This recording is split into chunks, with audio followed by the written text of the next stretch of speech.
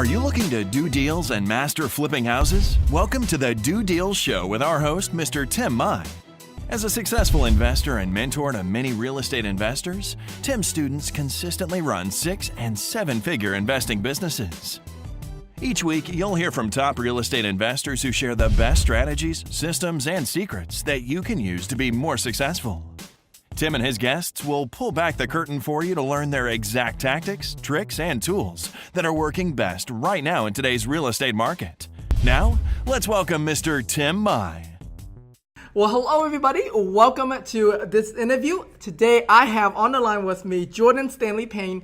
He's a super young real estate investor. When we started like a little bit under 3 years ago, but has done phenomenally well.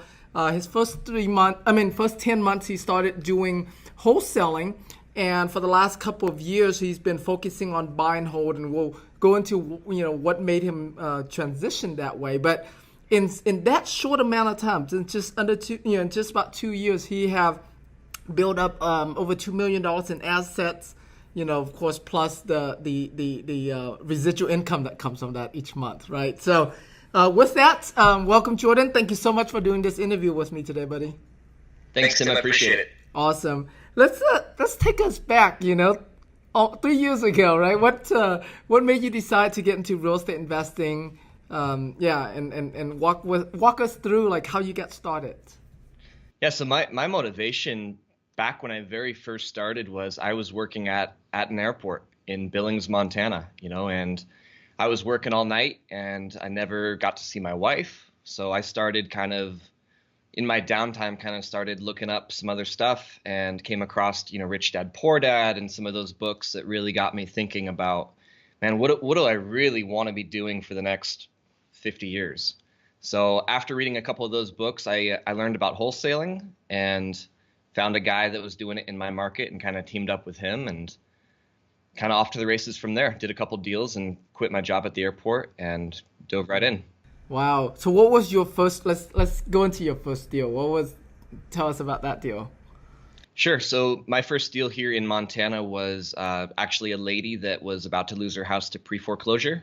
She wasn't paying her taxes and all that. So we were able to kind of step in and help her with that situation.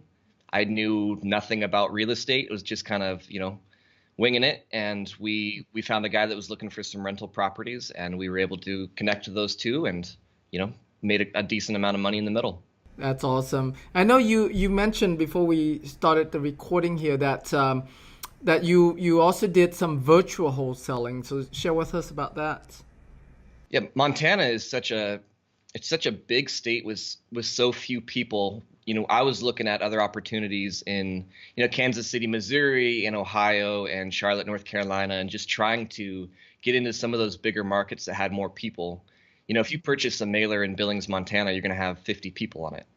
So we were a little bit limited just by our, geographic location. So I was looking at some of those markets, and by networking with different people, I found people that were in those markets that were doing deals that had buyers, and started doing some marketing over there. Gotcha. So you did the marketing for the sellers in those markets, and then whoever's on the ground that has buyers, you kind of co-wholesale it with them in a way. Absolutely. Okay, got it. All right, I understand that. All right, and then so a lot of people who get started in wholesaling kind of stick with that for a while, right? Mm-hmm. But you only stuck with it for 10 months, and then you switch over to the buy and hold. So what was your thought process going through that? For most people, wholesaling, even fixing and flipping, it's a job. When you stop wholesaling, the money stops. When you stop flipping, the money stops. And kind of that rich dad, poor dad mentality that I had gotten from reading some of those books was, if I don't figure something else out, I will be wholesaling for the rest of my life to pay my bills. So kind of the transition that happened there was, if I'm finding such great deals, why don't I try to figure out a creative way to keep that deal and, build some residual income on that. So that's what I started doing. And I met another guy here in my market that wanted to do kind of that same thing. So we kind of partnered up and said, let's try to figure out how to buy these properties using none of our own money. What if we could figure that out and we could snowball that? So now 2 years later, we've got a couple $1 million worth of assets here in Montana. We've got great residual income coming in. And realistically, Tim, like we both love, we've got that freedom that we talk about. I can leave for a month and I still have money coming in. I can take my wife on a nice vacation and not worry about sending out another mailer for wholesaling or trying to do some of that stuff. Right, right. That's awesome. So you were doing wholesaling, switch over to buy and hold. Obviously, a lot of people, when they think about that, they're like, well, but I love the income from the wholesaling that I can make now to pay my bills now, right? How were you able to replace that wholesaling income so still able to pay your bills while you're building up your assets and building up that residual income? Sure. So what I like to teach people is when a deal comes in, we look at that deal and we say, man, can I buy and hold it creatively? Is it better off for me to wholesale it to somebody else? Is it better off to fix and flip it? So our message is when those leads are coming in, we have the option to buy and hold it, wholesale it, fix and flip it.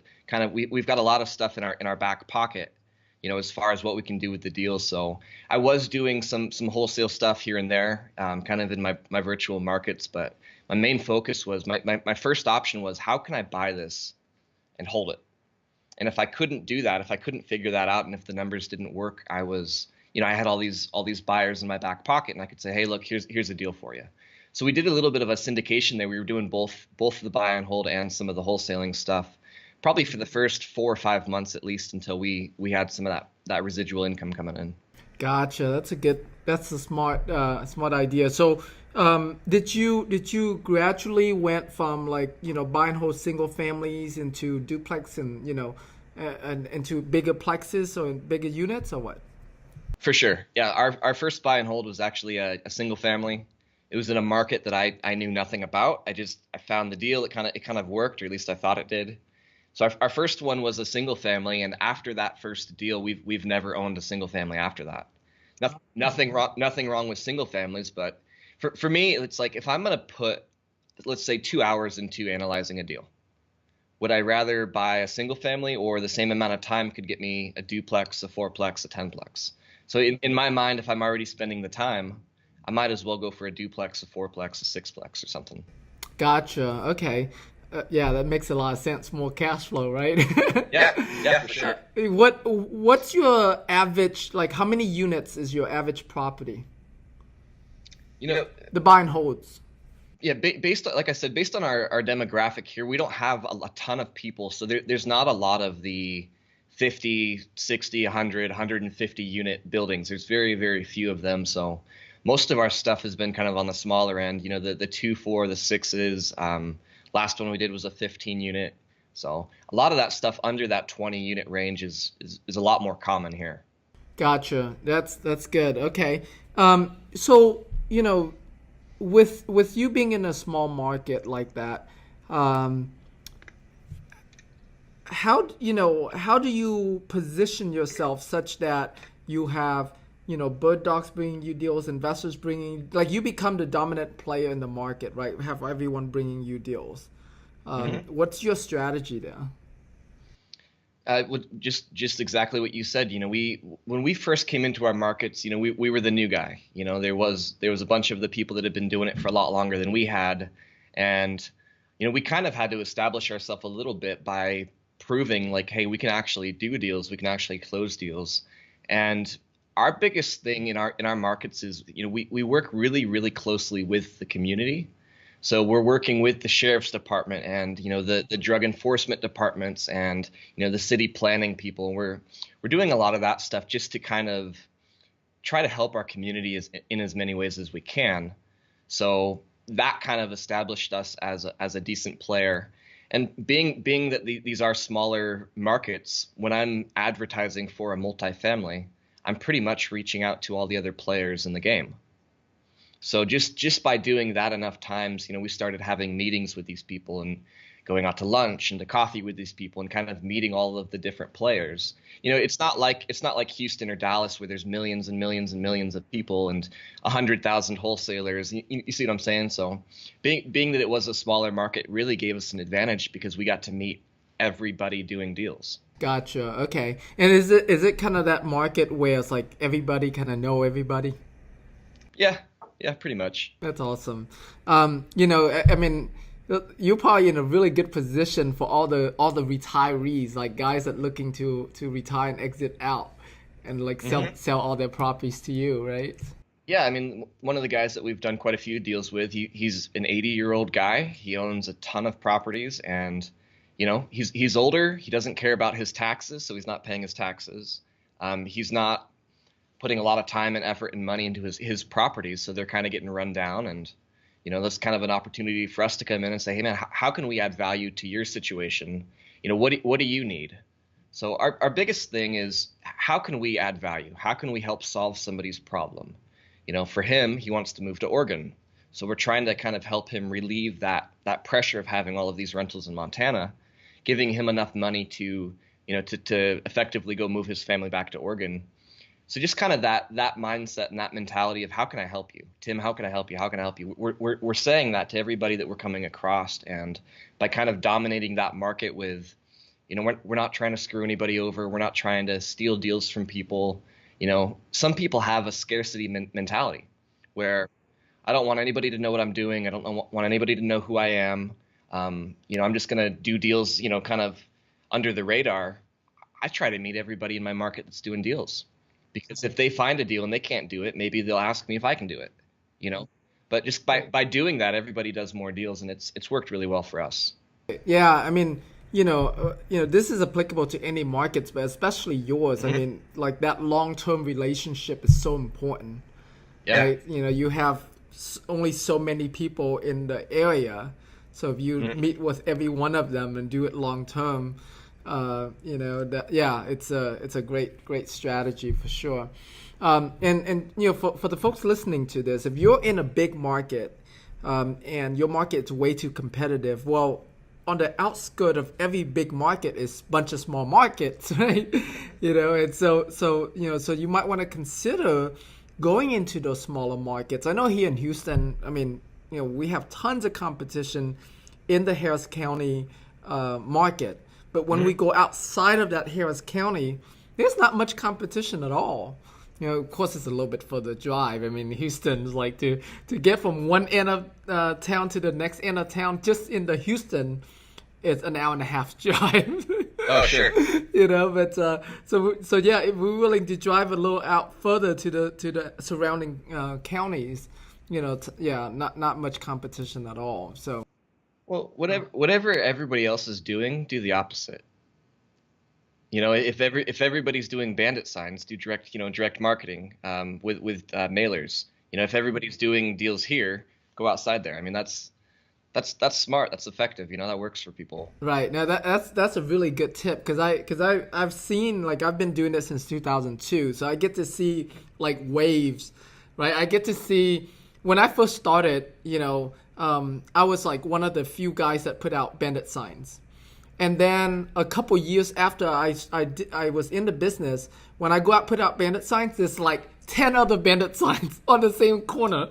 Yep. Right? Same thing when I got into TV. When I first started out, I was like maybe one out of 3 guys that does TV commercial here in Houston.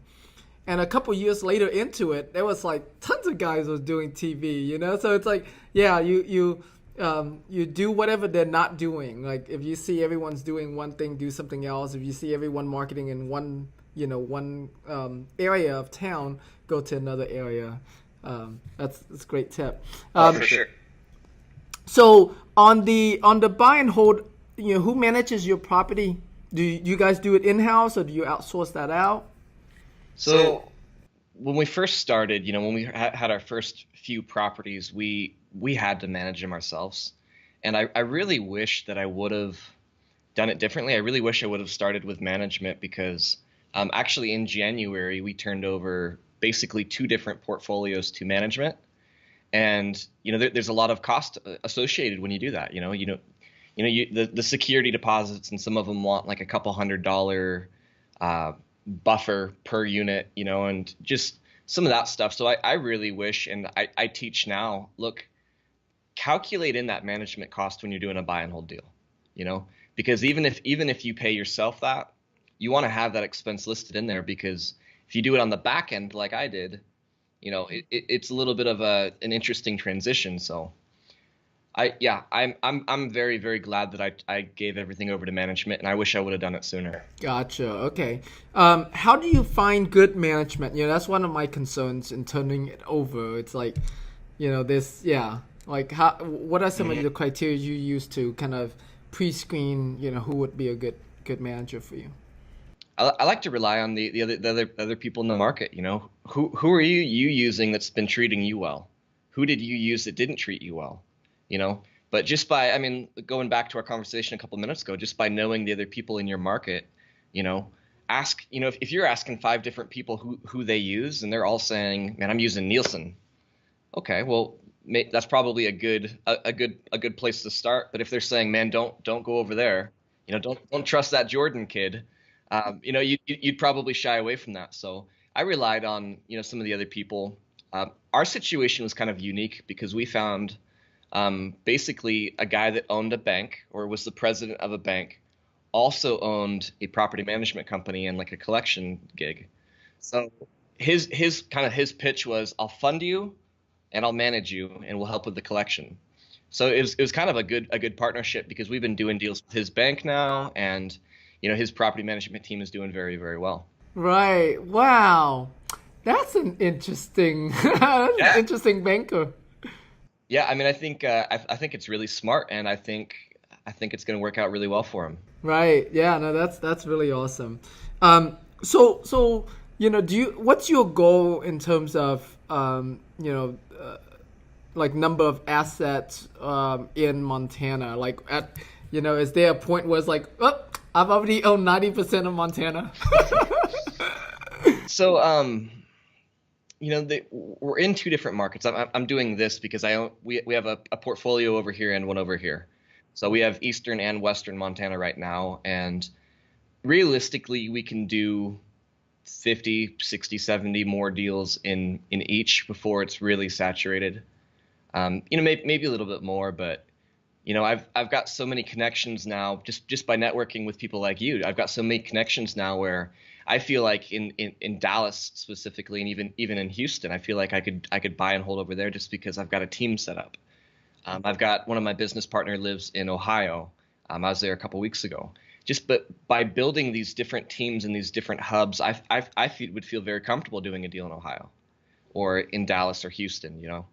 So I bet I expand out quite a bit, this next year. It wouldn't surprise me if we own, 50 to 100 units in Ohio, and some in Texas, and kind of these other hubs where I've built relationships with people. Right.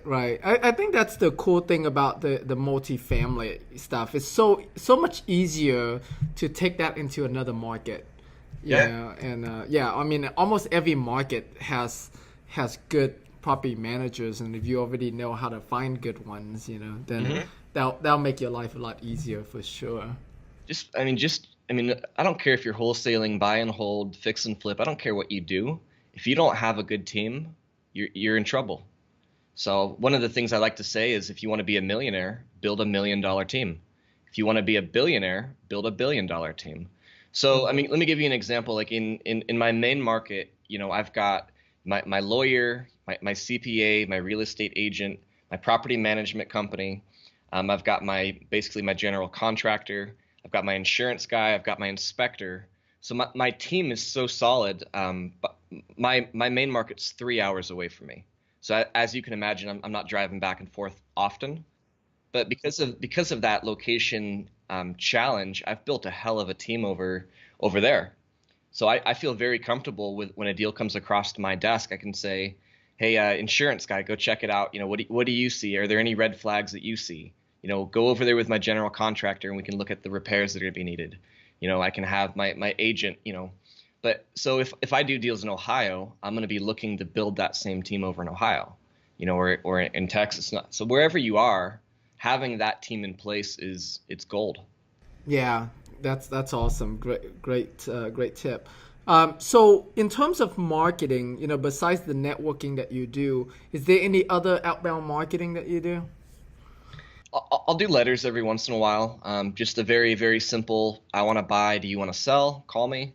Something really, really simple. And I'm mailing that out to the multifamily owners in my different markets. By now, most of them know that we're buying and they know that we're looking to do deals. So, Right. So let's say you go into another market like Dallas, for example, right? okay. How would you begin to, let's say you're in Dallas, you already built your team, and now it's time to get some properties. How would you begin to market to find those properties? Me personally, I would leverage people that are wholesaling. People. I mean, what's more effective, me sending out 500 mailers or me finding 10 wholesalers that are sending out 500 each?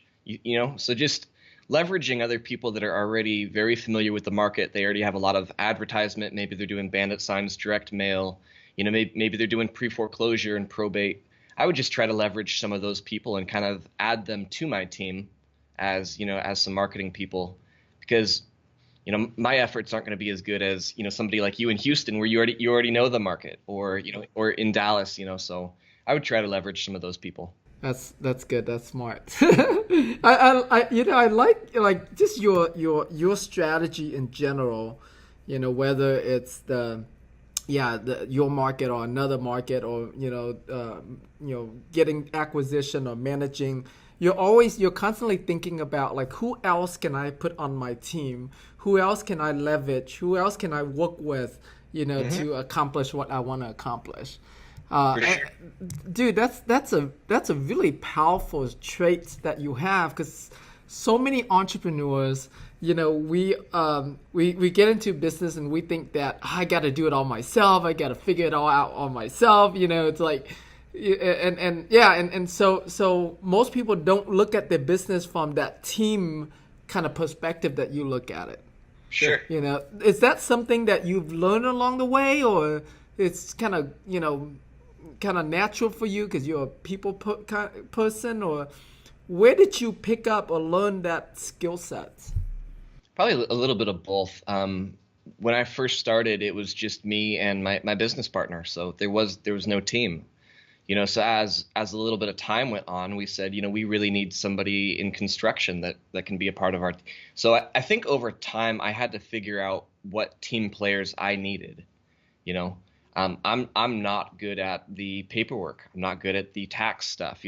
So kind of a little bit of what makes people do very well is self-identification. What am I good at, and what am I really bad at?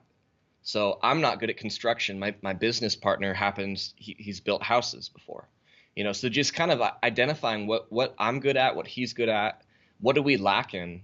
So over the course of a couple of years, we started bringing people in that, were very strong in areas that we were not strong in. That's great. That's smart for sure. So, share with us some of the, books, podcasts. What are some of the things that you study or listen to, as part of your business building? Yeah, I do. I like to do a lot of mindset stuff. So, one of them, it's kind of raw, but the MF CEO project, that's Andy Frisella. It stands for a bad word, so I won't say it on your podcaster. But so I like to kind of mix it up, kind of both education and motivation. I think it's really easy, no matter how long you've been in the game. I think it's really easy to get overwhelmed and to get discouraged at times, whether you own one property or 500 properties. So I like to do both, kind of the mindset and the education stuff. One of the guys that's on our team, his name's Tyler Sheff. His podcast is the Cash Flow Guys podcast. And that's one, even though I talk to him every day, that's still a podcast that I like to listen to very often, just to always be, attaining more information. That's awesome. The books, I love everything by Robert Kiyosaki. I think Cash Flow Quadrant's a great book. I think The Richest Man in Babylon is a book that needs to be taught in school. Just the basic understanding of money and finances, and so those are some good places to start. That's awesome. Great. All right, and I know you also started teaching other people how to invest in real estate as well. Share with us a little bit about that. What do you have going on there? Sure. So we about 6 months ago we created the Kingdom Real Estate, and I was explaining this earlier. Kind of our passion behind creating this was, I don't want to create a course. There's 5,000 courses out there. I don't want to create a seminar. There's seminars everywhere. So we really wanted to create something extremely unique. So we created a family, and kind of that family atmosphere where I wanted people to have an opportunity every single day to say, this was my win, this was my loss. This is what I'm struggling with, this is what I need help with. And to do that in a group setting where, we've got 100 or 200 other people there that are saying, let me give some insight on what you have going on. Let me shed some light on what you're struggling with, because I was there a week ago. So we created the Kingdom Real Estate. We've got a couple hundred people in there right now. We've got 7 mentors that focus on different aspects. I'm buy and hold. My business partners on the wholesale side. We've got people that do fix and flip. We've got people that do notes. So by kind of, again, building the team, we built a really cool team of mentors, and we meet every day. So what's made us unique, opposed to, a $5, $10, $15, $20, $50,000 course, is we want to give people every single day an option to be with a mentor, kind of like this, one-on-one, and do that in a group setting so that we can help as many people as we can. So we created that 6 months ago, and it's been phenomenal. The reviews that we've gotten have been very, very encouraging, and we're excited about it. It's definitely very unique, and yeah, it sounds like the group too is very active group. Yeah, I'm a part of some groups, some Facebook groups online that have 30,000 people in them, and my tiny little group of 200 people, the amount of activity is insane, because we're all on the same wavelength where I want to help Tim. Tim wants to help me. I want to help Bob. Everybody wants to help each other. So there's no spam. There's no, check out my hard money thing. There's nothing like that going on. Every post is either, how can I help you, or how can you help me? How can I help you get to the next level? How can I help you figure out, whatever struggle you're going through? So, there's some of these Facebook groups that I've been a part of. You look through the first 100 posts, and it's all spam. It's all properties for sale or hard money. So we really wanted to go the opposite direction and create a family. Some of these people, Tim, I've spent over 100 hours with. Like this one-on-one, and in a group setting as well, where these are people that I've built relationships with that will last for the rest of my life. And to see these people go from really brand new in real estate to doing their first deal, then their second deal, then their 10th deal, and just watching these people grow, and then they're taking other people underneath their wing that are brand new. It's been a really cool thing to kind of witness. Sometimes I like to step back a little bit and just kind of watch what everybody's doing, and it's very, very encouraging, because a lot of the stuff that I see is rush to the back of the room and max out your credit card for $20,000 for what? For a course. But people, we've both been to seminars, I'm sure, but people get so overwhelmed with information, and they go home after the information, and they're like, man, I don't even know where to start. I got 25 hours worth of information, but I don't know how to apply it. So that was kind of our motivation and our vision behind the Kingdom. Right. That's awesome. I love that. All right. So, people want to reach out to you, connect with you, learn from you, do some business with you. Where would you like to send them? Probably just to Facebook. I'm on there all the time, kind of with our groups going on, but our Facebook is at the Kingdom Real Estate. So if you search for that, you'll see both our group and our page. If you want to be a part of the group, you can just send me a message and I can walk you through that. We got some interesting stuff going on right now. We're doing a first month for first 30 days for $1. So if anybody wants to check that out, let me know. But just trying to spread our mission and our vision to people that maybe they need help. Maybe they're struggling. Right. No, I love it. All right, awesome. Well, Jordan, thank you so much for this really great interview, buddy. I love just like how young you are and how in such a short amount of time you've been able to produce and create so much. And not only have you just do this for yourself, but you really expanded yourself and teaching others how to do that, and empowering others to also create their financial freedom. This is really awesome, really inspiring. I mean, so yeah, thank you so much, man. Tim, I'd love to meet you in Texas. I'm going to be there shortly. I'd love to swing through and buy you a coffee or something. Sounds good. Sounds good. All right, everybody. If you got as much value out of this interview as I have, make sure you give us a good rating, give us a good review, share it with your friends. And with that, happy investing, and we'll see you on the next interview. All right, bye, everyone. And that's our show for today. If you have any questions or would like to get further training from Tim Mai, please visit our website at www.dodeals.com/Tim.